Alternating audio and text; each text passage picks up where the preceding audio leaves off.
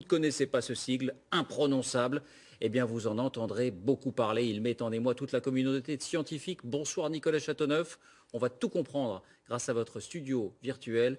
De quoi s'agit-il? Alors, CRISPR, c'est un peu la baguette magique qui permet à l'humanité de modifier ses propres gènes à volonté. Et c'est, David, absolument vertigineux. L'espoir, guérir les maladies génétiques de ces corps humains, le cancer, le sida, Alzheimer, rendre les humains finalement plus forts, plus résistants, rallonger la vie, rien que ça. Comment fonctionne cette baguette magique? Alors, regardez, je vous ai amené sur le plateau donc ce corps humain. Le vôtre, le mien, nous sommes tous constitués de milliards de cellules que l'on voit ici et chacune de ces cellules possède un noyau en rouge. Dans ce noyau, on trouve de longs filaments d'ADN qui vont apparaître sur le plateau. Et cette molécule, en fait, est célèbre parce qu'elle est notre carte d'identité génétique. Vue de très près, on le voit ici, l'ADN a une forme en double hélice. Et au centre, on voit des sortes de barreaux, comme sur une échelle. Ces barreaux contiennent nos gènes, c'est-à-dire le mode d'emploi de notre corps qui lui permet de fonctionner. Ce sont par exemple les gènes qui vont déterminer si nous sommes, par exemple, grands ou petits, voilà, si nous avons les yeux bleus ou marrons, ou bien ne serait-ce que la taille de nos pieds.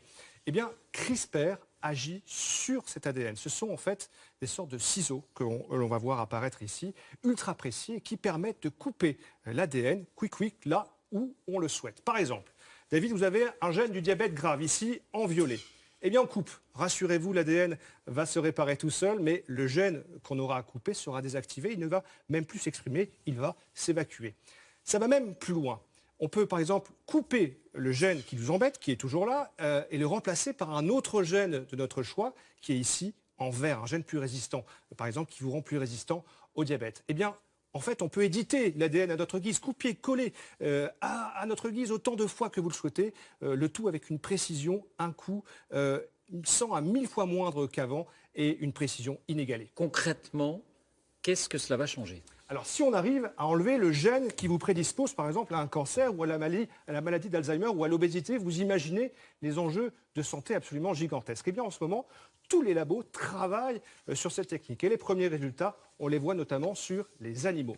Vous allez voir, je vais vous montrer des chiens lévriers. Ils vont apparaître ici. Eh bien, à gauche, vous allez avoir la version classique du lévrier et à droite, la version modifiée pour avoir beaucoup plus de muscles. Vous allez voir un autre exemple avec ces vaches laitières. Eh bien, elles n'auront jamais de cornes. Leur génome a été modifié pour éviter qu'elles se blessent tout simplement dans l'étable.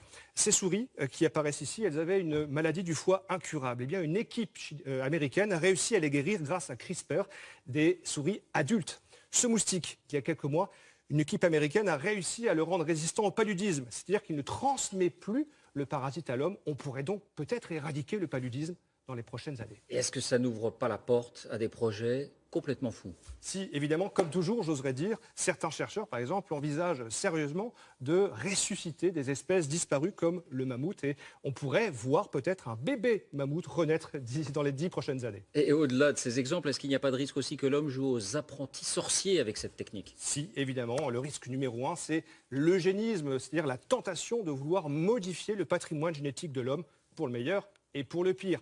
Permettre, par exemple, David, à une femme qui porte un gène du cancer du sein et permettre à cette femme de ne pas le transmettre à sa fille, ça paraît être une bonne chose. Mais où est la limite? Parce qu'avec la même technique, avec CRISPR, vous pourrez utiliser la même technique pour rendre votre enfant en être plus fort, plus intelligent, plus grand. Qu'est-ce qu'on va faire de tous les autres êtres humains qui n'auront pas ni les moyens ni la chance d'être génétiquement dopés? Et puis jouer avec la nature, ça a aussi des risques, c'est que ça peut aussi créer de nouvelles maladies. En fait, cela va même tellement vite, David, que les deux chercheuses qui sont à l'origine de la découverte, une américaine et une française, tirent la sonnette d'alarme. Elles s'inquiètent publiquement des dérives possibles et l'une d'elles demande même un moratoire sur l'utilisation de CRISPR pour que cette technique ne tombe pas entre de mauvaises mains. Immense